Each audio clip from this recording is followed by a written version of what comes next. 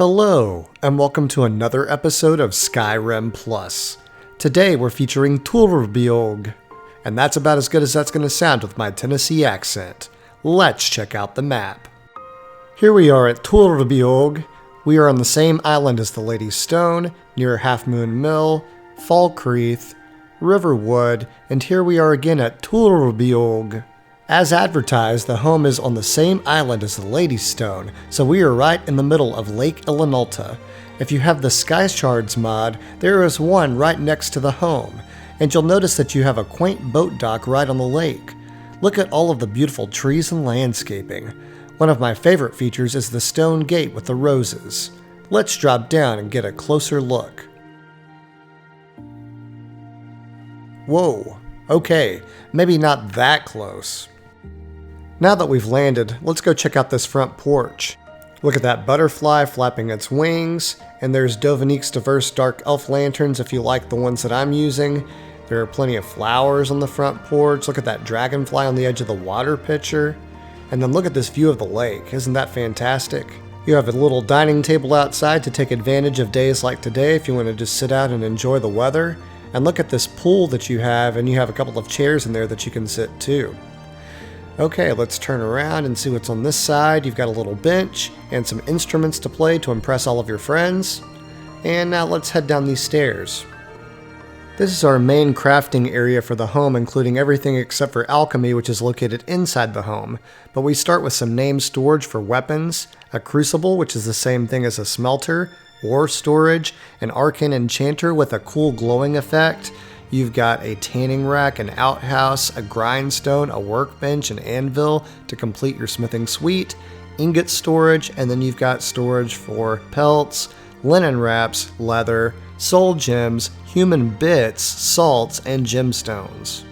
If you've ever owned a Lierin home, you'll know she uses static clutter to show name storage for all of the items, and it just makes it so easy to find everything. Okay, we're going to make our way through this area, so we'll shut this outhouse door. And if you like these swans that you saw in the background, this is from a mod called Ducks and Swans 2. Here's the name on the screen. I would recommend getting that if you don't have it already. Now we're going to squeeze ourselves through this little opening so we can get to the backyard. And there is the Lady Stone. Look at it in all of its glory. Easy access to that is kind of a nice thing to have. And of course, it just looks beautiful around this area. Okay, in the back we've got a vegetable garden. It has some potatoes, some gourds, some cabbage, some leeks. You can see the insects flying around. They love this area too. And you can see that you have an apiary right behind that little tree right there. Okay, we're passing the boat dock, which means that we've completed our circle around, and now we're going to go check out the inside of the home and see what that has to offer. Spoiler alert, it's really nice too. Okay, so now we're inside of the home and you have a little day bed, and during the day you can actually have your followers sit on that bed, and at nighttime it turns into a functioning bed. You have some storage underneath, there's a custom painting, and then beside that you have notes and letters storage and a key storage on the wall. The notes and letters storage looks super cool with the map of Skyrim, the black hand poster, and a wanted poster for Ulfric's Stormcloak.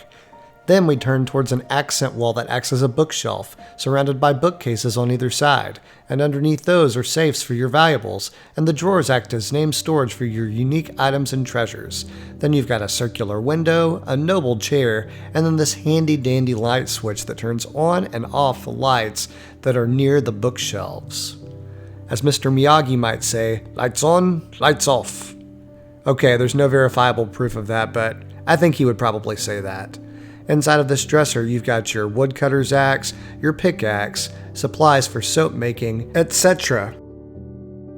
Moving on along, there's the front door again, and then next to that is the pantry. It has name storage for fruits, vegetables, meats, cheeses, beverages, and probably even more. There's a barrel to store salt, and then you can open up these hutch doors, and they have even more name storage. Basically, if it looks like it, it stores it. I'll take some of that coffee, please. And then next you have your sink area. Above the sink you have a rack that has harvestable ingredients that you can take. And then look at these cool jars with the fish on them. That's unique. And then you have the sink itself. and it has running water. As you can see, you can toggle the water on or off. Next to that, you have your food prep area. To enable the baking surface, you'll want to click on the kindling in the bottom right hand side of your screen, and that also helps you activate the cooking pot. And above that, you have a mini grain mill, so if you need to make some flour, you've got the tools. I like that decorative wagon wheel with some snowberries on it, and then there's a weapons rack for 3 weapons. Yes, you can take the glass sword. At no fault to Lierin, I've seen other homes use this home model too, and these stairs are kind of a pain, but you can just jump up them. And when you jump to the top, you'll find your alchemy lab, and you've got your beaker, your mortar and pestle. This thing that looks kind of like a card catalog is where you can store your ingredients. And then if you look up to the right where you see the brown, green, and blue bottles, that's where you store your poisons. And then if you're looking for your potion storage, it's actually underneath the alchemy lab, and you can even open up these glass doors. Pretty handy. Okay, you also have some fertile soils right by this area where you see the pink flower. That is a fertile soil that I've planted. And then to the right, you have another 8 containers that I could find anyway that all have those pink flowers that I've planted. Those are fertile soils too. Okay, if you look straight up, you've got this really cool glowing effect. Makes the whole space feel a little bit more magical. And then on this wall, you've got a couple of cool paintings too, just to make it feel a little bit more homey. As we turn to the right, you'll see 3 figurines, and those represent storage for heavy armor, light armor, and robes.